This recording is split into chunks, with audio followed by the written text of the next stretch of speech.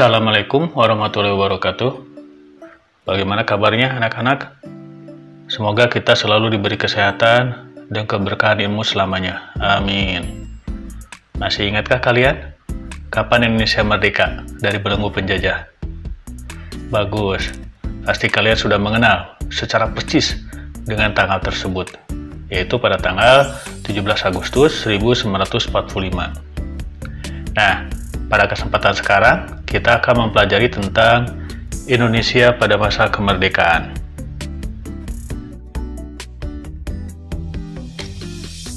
Sebelumnya, kita lihat dulu tujuan pembelajaran kali ini.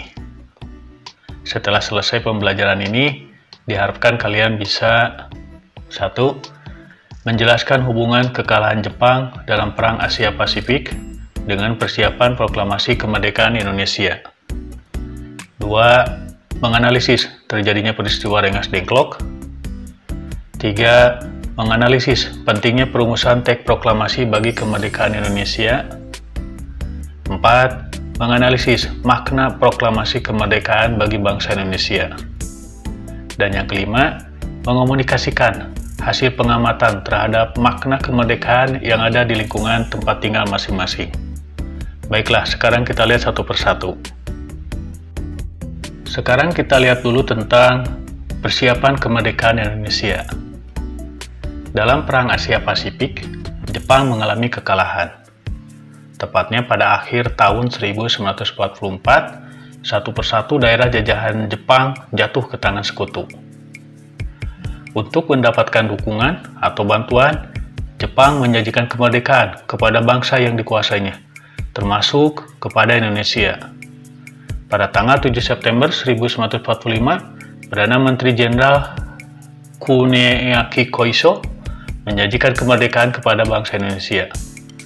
Indonesia diizinkan mengibarkan bendera merah putih di kantor-kantor, walaupun harus berdampingan dengan bendera Jepang. Akibat dari janji kemerdekaan tersebut, maka terbentuklah BPUPKI, atau Badan Penyelidik Usaha Persiapan Kemerdekaan Indonesia. Pada tanggal 1 Maret 1945, dibentuklah BPUPKI yang diketuai oleh Dr. Rajiman Widyodiningrat dengan 63 orang anggota. BPUPKI melaksanakan sidang 2 kali, yaitu sidang pertama pada tanggal 29 Mei sampai 1 Juni 1945 dan sidang kedua pada tanggal 10 Juli sampai 17 Juli 1945. Sidang pertama membahas tentang rumusan dasar negara yang mengungkapkan pendapat dengan berpidato diantaranya adalah Muhammad Yamin, Supomo, dan Soekarno. Berikut gagasan atau pendapat dari 3 tokoh tersebut.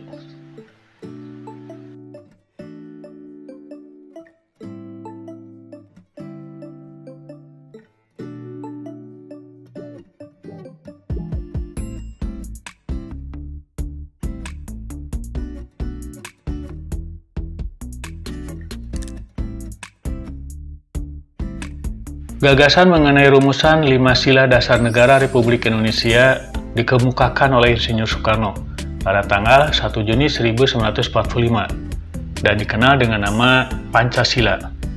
Apakah kalian hafal sila-sila dalam Pancasila?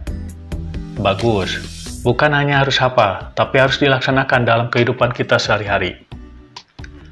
Karena belum mendapat kesepakatan dari sidang BPUPKI itu, maka dibentuklah panitia kecil yang beranggotakan 9 orang dan dinamakan Panitia 9 yang dipimpin oleh Insinyur Soekarno yang bertugas mengolah usulan dari anggota BPUPKI mengenai dasar negara Republik Indonesia.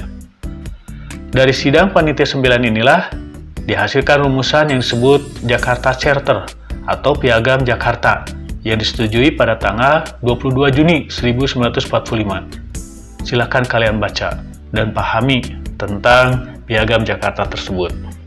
Sidang BPUPKI yang kedua membahas tentang Undang-Undang Dasar atau UUD. Sidang ini membicarakan tentang bentuk negara dan mayoritas setuju dengan bentuk republik.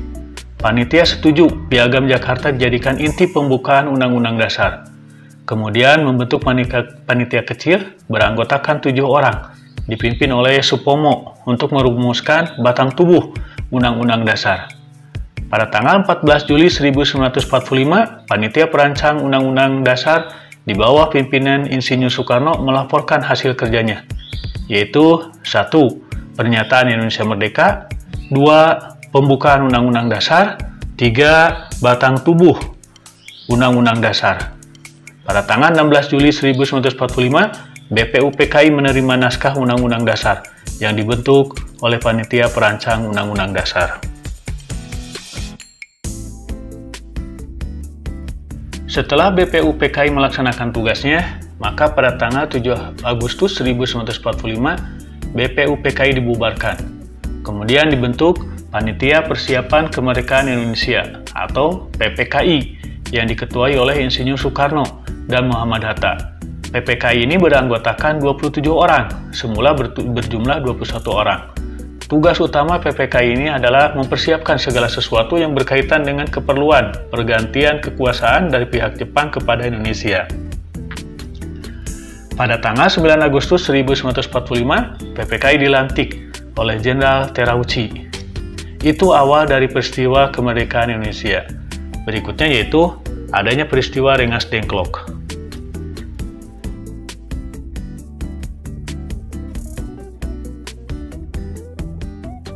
Berikutnya, awal dari persiapan kemerdekaan Indonesia itu ada peristiwa yang sangat bersejarah, yaitu peristiwa Rengas Dengklok.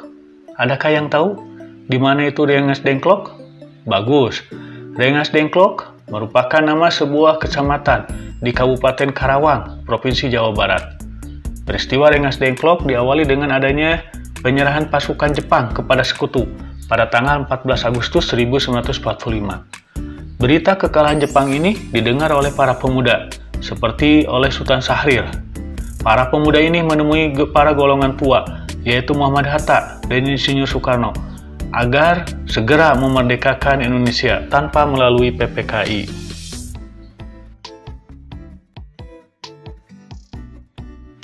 Jadi kalau begitu, mengapa terjadi peristiwa Rengas Dengklok? Bagus.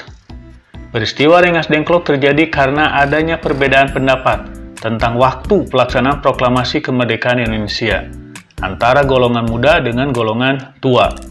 Golongan muda ingin cepat merdeka dan kemerdekaan itu tanpa melalui PPKI karena akan dianggap sebagai hasil pemberian Jepang. Sedangkan golongan tua ingin melalui PPKI sesuai dengan prosedur maklumat Jepang, yaitu pada tanggal 24 Agustus 1945. Akhirnya, setelah mengadakan rapat, para golongan muda pada tanggal 16 Agustus 1945 mengamankan Soekarno-Hatta keluar kota dengan tujuan agar mereka tidak terpengaruh oleh Jepang. Kota yang dipilih yaitu Rengas Dengklok di Karawang. Hal ini dikarenakan kota ini sangat terpencil dan aman dari pengaruh Jepang.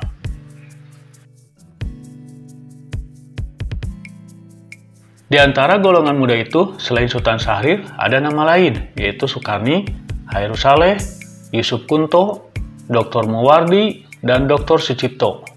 Di Rengas Dengklok, rombongan disambut oleh pasukan peta, pimpinan Sudarso Subeno. Masing-masing, dua golongan tetap pada pendiriannya. Sekitar sore hari pukul 17.30, datanglah Ahmad Subarjo ke Rengas Dengklok untuk memberikan kabar kalau benar Jepang sudah menyerah kepada sekutu. Setelah itu Soekarno-Hatta bersedia memproklamasikan kemerdekaan Indonesia di Jakarta dengan jaminan nyawanya. Kalau Indonesia merdeka besok hari selamat-lamatnya pukul 12 waktu Indonesia bagian Barat.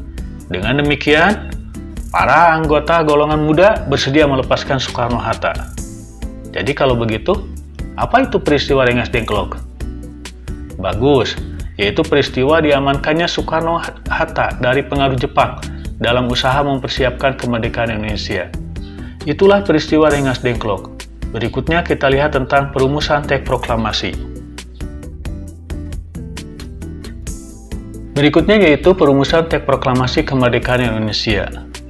Nah, pada malam harinya setelah peristiwa Rengas Dengklok, tepatnya tanggal 16 Agustus 1945 pukul 23 waktu Indonesia bagian Barat, Soekarno-Hatta tiba di Jakarta, langsung menuju rumah Laksamana Maida, yaitu Kepala Kantor Penghubung Angkatan Laut. Tempat ini dianggap aman dari ancaman militer Jepang.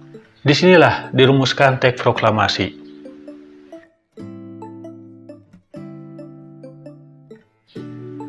Dalam proses penyusunan teks proklamasi, Insinyur Soekarno menuliskan konsep proklamasi kemerdekaan Indonesia. Muhammad Hatta dan Ahmad Subarjo menyumbangkan pikirannya secara lisan. Kalimat pertama dalam teks proklamasi merupakan saran dari Ahmad Subarjo, dan kalimat terakhir saran dari Muhammad Hatta. Pukul 4 pagi, rumusan teks proklamasi baru selesai disusun. Kemudian Soekarno meminta Sayuti Melik untuk mengetik naskah proklamasi setelah disetujui bersama oleh yang hadir pada saat itu, termasuk para golongan muda. Setelah itu Soekarno mengusulkan agar pembacaan proklamasi dilakukan di Jalan Pegangsaan Timur nomor 56 Jakarta. Usulannya diterima dan pertemuan itu bubar. Bayangkan oleh kalian, begitu besar pengorbanan para pemimpin bangsa dalam usaha memerdekakan bangsa ini. Mereka rela mengorbankan waktu, tenaga, dan apa saja demi sebuah kemerdekaan.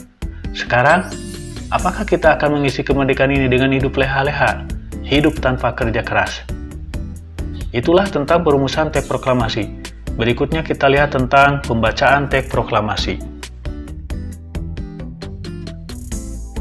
Sejak pagi hari 17 Agustus 1945, persiapan upacara pembacaan proklamasi kemerdekaan dilakukan di Jalan Pegangsaan Timur nomor 56 Jakarta, yaitu di kediaman rumah Insinyur Soekarno. Tepat pukul 10, upacara proklamasi kemerdekaan dimulai. Insinyur Soekarno membacakan teks proklamasi.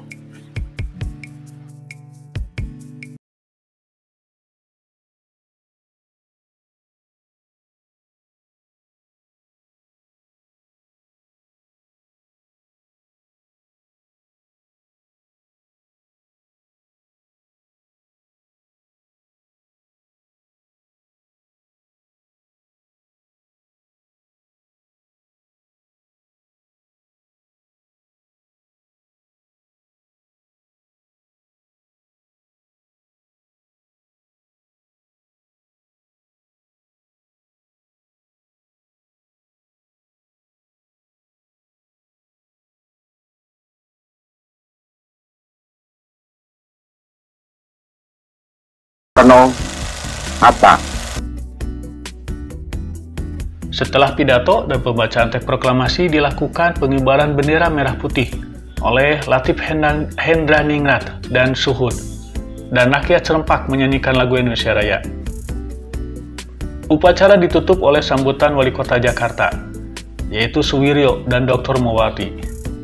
Peristiwa tersebut berlangsung sangat sederhana dan hanya memakan waktu kurang dari 1 jam. Tetapi membawa pengaruh yang sangat luar biasa, hebatnya bagi bangsa Indonesia. Nah, apa makna peristiwa ini bagi bangsa Indonesia? Bagus, salah satu maknanya yaitu proklamasi kemerdekaan Indonesia merupakan tonggak berdirinya negara Republik Indonesia yang berdaulat.